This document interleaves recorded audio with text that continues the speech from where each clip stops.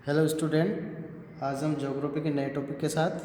आज हमारा टॉपिक है भौतिक भूगोल की परिभाषा एवं विषय क्षेत्र।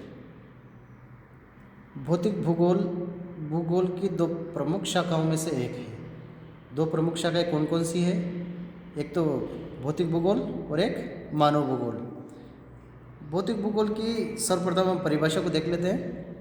परिभाषाओं के संबंध में कई विद्वानों ने अपने अपने मत प्रकट किए हैं, अपने अपने विचारों से उसको परिभाषित किया है। यहाँ पर हम आर्थर होम्स के अनुसार देखते हैं, एक अच्छे भूगोल विद्ता है। ये भौतिक पर्यावरण का अध्ययन ही भौतिक भूगोल है, जो कि ग्लोब के धरातलीय उच्चावच, सागर तथा महासागर तथा वायु के विवरणों का अध्ययन करता है। धरातलीय उच्चावच भूविज्ञान के अंतर्गत, सागर तथा महासागर समुद्र विज्ञान के अंतर्गत तथा वायु जलवायु विज्ञान के अंतर्गत विवरणों का अध्ययन करती है। आगे देखते हैं। भौतिक भूगोल सामान्य रूप में कई भूविज्ञानों का अध्ययन है एवं समन्वय भी है, जो कि मनुष्य के पर्यावरण पर सामान्य प्रकाश डालते हैं। स्वयं में विज्ञान की स्पष्ट शाखा न होकर भौतिक भूगोल भूविज्ञान के आधारभूत सिद्धांतों का, जिनका चयन भूतल पर स्थानिक रूप में परिवर्तनशील पर्यावरण प्रभावों की व्याख्या के लिए किया जाता है।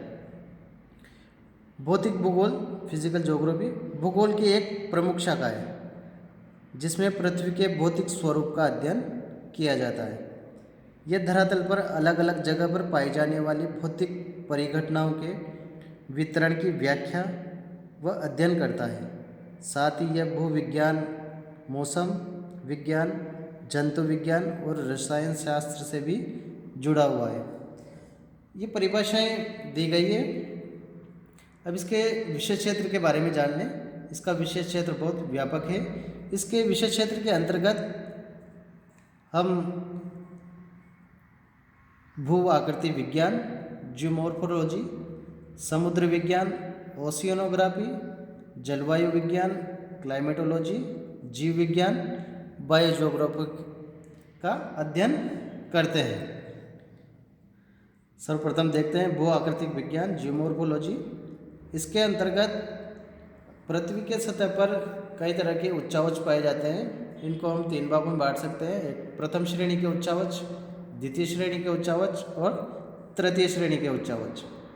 इनका सभी का अध्ययन किसमें किया जाता है? भू आकृतिक विज्ञान के अंतर्गत किया जाता है। प्रथम श्रेणी के उच्चावचों में महाद्वीप व महासागर आते हैं, जो सर्वप्रथम बने हैं। जितने भी महाद्वीप हैं, जितने भी महासागर हैं, उन सब का अध्ययन भू आकृतिक विज्ञान के अंतर्गत किया जाता है और ये प्रथम श्रेणी के उच्चावचों में आते हैं। द्वितीय श्रेणी के उच्चावच में महाद्वीप और महासागर के बाद बनने वाले, इसमें पर्वत, पठार, मैदान और झीलें ये आते हैं और इनका अध्ययन किया जाता है। तृतीय श्रेणी के उच्चावच में बाह्य प्रक्रम यानी अपक्षय व अपरदन द्वारा निर्मित स्थलाकृतियाँ, बाहरी प्रक्रिया के द्वारा या अपक्षय और अपरदन के द्वारा ये कई प्रकार की स्थलाकृतियों का निर्माण करते हैं। उन सब का अध्ययन तृतीय श्रेणी के उच्चावच में किया जाता है। दूसरा आती है समुद्र विज्ञान, ओशियनोग्राफी। समुद्र विज्ञान हम ये माने कि पृथ्वी के संपूर्ण धरातल का 70.8% भाग जल से आवृत है और इस जलीय भाग को ही क्या कहते हैं? हम जलमंडल कहते हैं। जलमंडल कहते हैं और इस जलमंडल का जो अध्ययन किया जाता है उसको क्या कहते हैं? समुद्र विज्ञान कहते हैं। इस जलमंडल के अध्ययन को क्या कहा जाता है? समुद्र विज्ञान कहा जाता है। समुद्र विज्ञान के अंतर्गत सागरीय भूविज्ञान, भौतिक समुद्र विज्ञान तथा जीव समुद्र विज्ञान को सम्मिलित किया जाता है।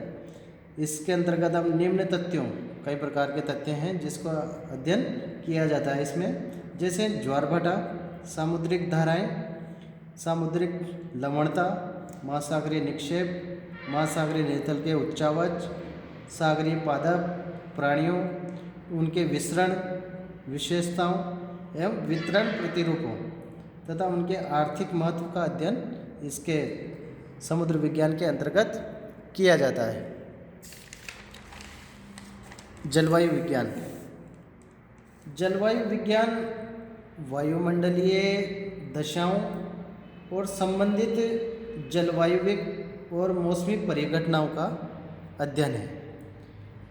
इसके अंतर्गत वायुमंडलीय संगठन, जलवायु प्रदेशों तथा मौसम आदि का अध्ययन किया जाता है। जलवायु विज्ञान के अंतर्गत पृथ्वी के चारों ओर व्याप्त गैसीय आवरण को वायुमंडल कहते हैं तथा उसके अध्ययन करने वाले विज्ञान को मौसम विज्ञान तथा जलवायु विज्ञान कहा जाता है।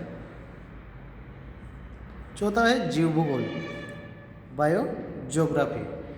जीव भूगोल यह स्थान की किसी भी स्थान की जैविक घटनाओं के अध्ययन से संबंधित है।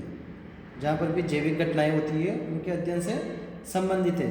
विशेष तौर पर बात की जाए तो विविध प्रकार के वनस्पतियों और वन्य जीवों के वितरणों का अध्ययन करता है। जीव भूगोल क्या करता है? विशेष तौर पर विविध प्रकार के वनस्पतियों और वन्य जीवों के वितरणों का अध्ययन करता है। ये जीव भूगोल को पादप या वनस्पति भूगोल, जंतु भूगोल और मानव पारिस्थितिकी के रूप में भी उपविभाजित किया जा सकता है। जीव भूगोल के बारे में भी एक विद्वान हैं, भूगोलवेत्ता हैं स्ट्रालर, उन्होंने परिभाषित किया है। उनके अनुसार परिभाषा देख लेते हैं। पृथ्वी के सभी जीवित जीव, पृथ्वी के सभी जीवित जीव तथा वे पर्यावरण जिनसे इन जीवों की पारस्परिक क्रिया होती है। सभी जीव प्लस पर्यावरण और इनके मध्य होने वाली प्रक्रिया, ये क्रिया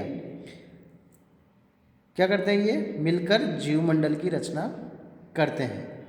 जीवमंडल का अध्ययन करने वाले विज्ञान को ही जीव भूगोल कहा जाता है।